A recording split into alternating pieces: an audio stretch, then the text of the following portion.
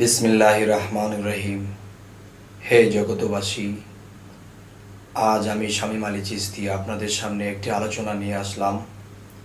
সেই আলোচনাটি হলো যে এই পৃথিবীতে যত প্রাণী জগৎ আছে, সমস্ত প্রাণীরা যে কোনো একটা জিনিসের একটা আভাস পায়।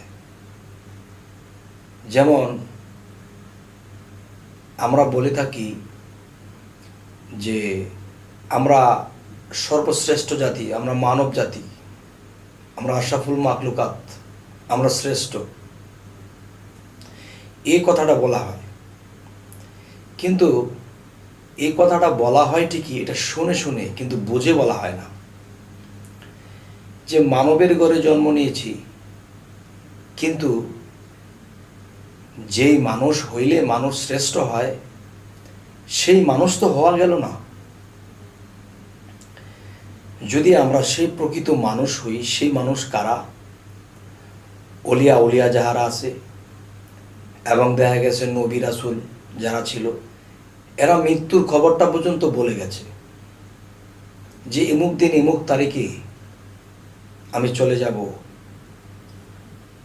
তো এখন বিষয় হলো, এই কথাগুলো তারা বলে গেছে, বহু বহু আউলিয়ার বেলায় তা সঠিক হয়েছে। তাহলে যার মৃত্যুর খবর সে বলে যেতে পারে, সে পিছনের এবং সামনের কিছু বলে যেতে পারে, তাদেরকেই তো শ্রেষ্ঠ মানুষ বলা উচিত।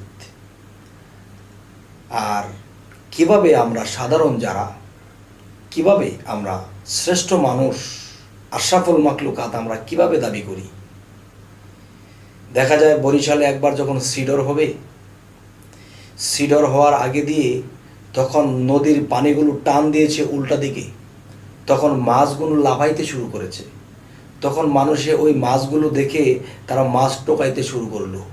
কিন্তু বনের যে জংলার যে হরিণ, এই হরিণ কিন্তু উল্টো দিকে দৌড়াতে শুরু করেছে। তারা দৌড়াতে শুরু করেছে মানুষ সমাগম যেখানে, সেই দিকে দৌড় শুরু করেছে। কারণ কি? তারা আভাস পেয়ে গেছে যে সিডরটা আসতেছে। কিন্তু মানুষ হয়ে খবর পাইল না, বুঝলো না। তারা উল্টো যেই জায়গাটা পানি টান দিয়ে সরে গেছে, আবার পানিটা আসবে উপর দিয়ে, এই খবর নিয়ে তারা মাছ টোকাইতে শুরু করলো। তাহলে কিছু কিছু প্রাণী জগতেরও প্রাণীরা আছে যে আগাম কিছু আভাস পেয়ে যায়, কিন্তু আমরা মানুষ হয়ে পারি না। তাহলে শ্রেষ্ঠ মানুষ কিসে? যে আশরাফুল মাখলুকাত হলো মানুষ, এই কথাটা শুনে শুনে বলে, কিন্তু বুঝে বলে না। কিন্তু শ্রেষ্ঠ মানুষ যদি আমাকে বলি বা আমাদেরকে বলি, তাহলে সেই শ্রেষ্ঠত্ব আমাদেরকে লাভ করতে হবে। আমি একটি উদাহরণ রাখবো, উদাহরণ নয়, কথাটি সঠিক, এটা কোনো যুক্তিও নয়, সঠিক। যে একটা মানুষ মৃত্যুর খবর নিজে কিভাবে পায়? তিনি বলে যায় যে আমি এই কয়দিন আছি, এমুক বারে, এমুক দিনে, এমুক তারিখে আমি চলে যাব। কিভাবে বলে যায়?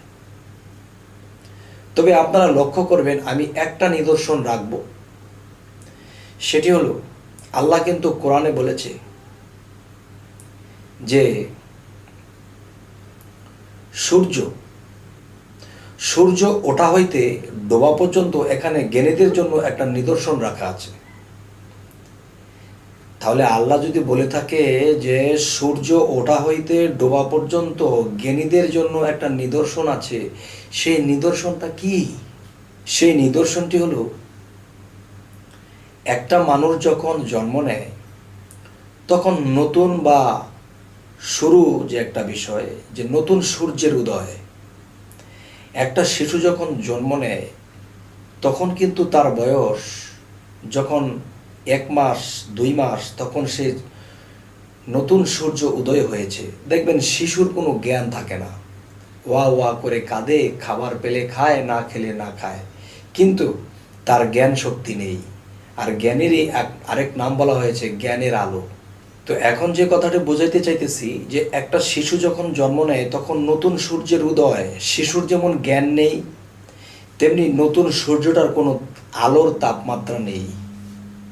তো তখন সূর্যটা যখন 8টা 9টা 10টা বাজে তখন আস্তে আস্তে আলোর দিকে আসে, যখন 11টার দিকে আসে তখন যৌবন প্রাপ্ত, যখন 12টা আসে তখন পূর্ণ যৌবন প্রাপ্ত। একটা মানুষের জীবনে যখন 12টা বাজে তখন তার মাথার উপরে সূর্য থাকে। এই ছেলের শক্তির হিম্মত, জ্ঞানের হিম্মত অন্যরকম। তাহলে বোঝা গেল একটা যৌবনপ্রাপ্ত লোকের সূর্যটা তার জীবনের 12টা বাজে।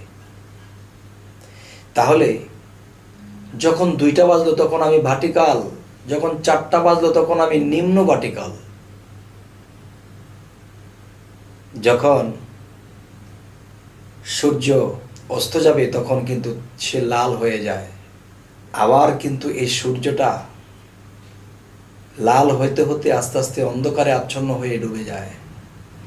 যেরকম একটা মানুষ জন্ম নিয়েছিল, অজ্ঞানতা থেকে আস্তে আস্তে জ্ঞানের দিকে গেল, এরপর মানুষ যখন বৃদ্ধ হয় তখন কিন্তু আবার অজ্ঞানের মতো হয়ে যায়, বাচ্চাদের মতো হয়ে যায়, আবার সে শিশু হয়ে যায়।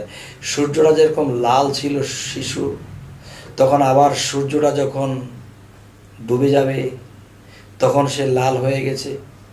ঠিক আগের দিনের মানুষে ঘড়ির মধ্যে দেখতো যে কয়টা বাজে, কিন্তু একসময় ঘড়ি ছিল না। মানুষ সূর্যের দিকে তাকাইলে বলে দিত এতটা বাজে, কিন্তু 2-1 মিনিট, বেশি একটা পার্থক্য হতো না। তবে এই মহাবিশ্ব ব্রহ্মাণ্ডে যা কিছু আছে তা যদি মানব বাণ্ডে থাকে তাহলে মানব বাণ্ডের মধ্যেও সূর্য আছে। আমি যেই দিন জন্ম নিয়েছিলাম সেই দিন আমার সূর্য উদয় হয়েছে। আমার মানব বাণ্ডের ভিতরে যে সূর্যটা, এই সূর্যটা দেখতে হলে কি করতে হবে? সাধনা করতে হবে এবং পৃথিবীর অনেক কিছু ত্যাগ করতে হবে এবং মুর্শিদ নামের রাসূলের প্রেমে ফানা হতে হবে এবং সেই রাসূল রূপে খোদার দর্শন ঘটাইতে হবে। তখন এই সমস্ত সাধন ভজন যেখানে জিনিস আনলো তখন তার ভিতরের সূর্যটা তখন জাগ্রত হয়। তার সূর্যটা যখন জাগ্রত হয়েছে তখন সে অবশ্যই দেখবে তার সূর্যটা কি 4টা বাজে, না 5টা বাজে, না সন্ধ্যা গণিয়ে এসেছে, নাকি এই বুঝি ডুবে গেল, লাল হয়ে গেছে। তখন তার নিজের দেহের ভিতরে যে সূর্য সেটাকে দেখে তিনি বলে যাবে আমার সময় হয়ে গেছে, আমি আর অল্প কতক্ষণ আছি। তাহলে আমরা শ্রেষ্ঠ মানুষ তখনই হব যখন আগুম কিছু বলতে পারবো যে হ্যাঁ এটা হবে, পিছনে কি হয়েছিল, সামনে কি হবে, যেদিন বলতে পারবো সেই দিন কি হবে? আমি শ্রেষ্ঠ মানুষের কাতারে দাঁড়াবো। আর যেদিন আমার মৃত্যুবরণ হবে সেদিন আমার সূর্যটাকে আমি দেখে দেখে বলে দেব যে আমি আর অল্প সময় আছি, এতটা বাজে চলে যাব। হে জগতবাসী, আমরা কিন্তু সকলে গাল ফাটাইয়া বলি, গালটাকে ফুলাইয়া বলি যে আমরা আশরাফুল মাখলুকাত। না বাবা, আশরাফুল মাখলুকাত তারা যারা সাধনা করেছে, যারা আল্লাহর সাক্ষাৎ ঘটিয়েছে, রাসূলের সাক্ষাৎ ঘটিয়েছে, যারা সাধনা করতে করতে নিজেকে অনেক কিছু নিজে ত্যাগ করেছে, তখন তার ভিতরে সেই সূর্য জেগে ওঠে। আর সেই সূর্যকে দেখে সেই সাধক, সেই সাধু, সেই আল্লাহর অলি বলে দিতে পারে যে আমি এমক সময় চলে যাব। হে জগতবাসী, আজকে এর এই কথাটা বলার উদ্দেশ্য, আমি একটি জায়গায় গমন করেছিলাম, সেখানে একটা লোক বুকে থাপড়া দিয়ে বলতেছে যে ভাই আমরা আশরাফুল মাখলুকাত। না বাবা, যেমন একটা বিষয়, মানুষ যখন মুখে বাঘের একটা খোমা লাগায় তখন সে কিন্তু বাঘ হইতে পারে না। আবার একটি বাঘের মুখে যদি মানুষের খোমা লাগিয়ে দেওয়া হয় সে বাঘ কিন্তু মানুষ হতে পারবে না। ঠিক এই পৃথিবীতে মানুষের স্রোত নিয়ে আমরা এসেছি ঠিকই, কিন্তু পরিকৃত মানুষ যে সেটা কিন্তু এখনো হইতে পারেনি। হে জগতবাসী, তো আমি কি বলবো আমি মানুষ হয়ে গেছি? আমি পাপী, আল্লাহর কাছে আমি পাপী। এমন কোনো নবী রাসূল, এমন কোনো আউলিয়া কেউ বলতে পারবে না যে আমি পূর্ণ, আমি পাপ থেকে মুক্ত, আমি পূর্ণ নিষ্পাপ। এ কথা কেউ বলতে পারবে না। যদি নিষ্পাপ থাকেও তবুও নিজেকে পাপী বলবে, তখনই তো আল্লাহ খুশি হয়। দেখো রে, সে এত নিষ্পাপ মানুষ তবু নিজেকে পাপী বলে। হে জগতবাসী, আজকের এই কথাগুলোর মূল উদ্দেশ্য এটাই যে আমরা শ্রেষ্ঠ মানুষ তখনই হব যখন সাধনা করব, মুর্শিদের দেওয়া সাধনাগুলো করব, জীবনে অনেক খারাপকে ত্যাগ করে দেব এবং ধ্যানের দেশে ডুবে যাব। এরপরে রাসূলকে পাবো, রাসূলের সঙ্গ ধরে আমি আল্লাহর বাড়ি যাব। হে জগতবাসী, আজ এই কথাগুলো বলেই রাখছি। সকলেই ভালো থাকবেন। আল্লাহ হাফিজ।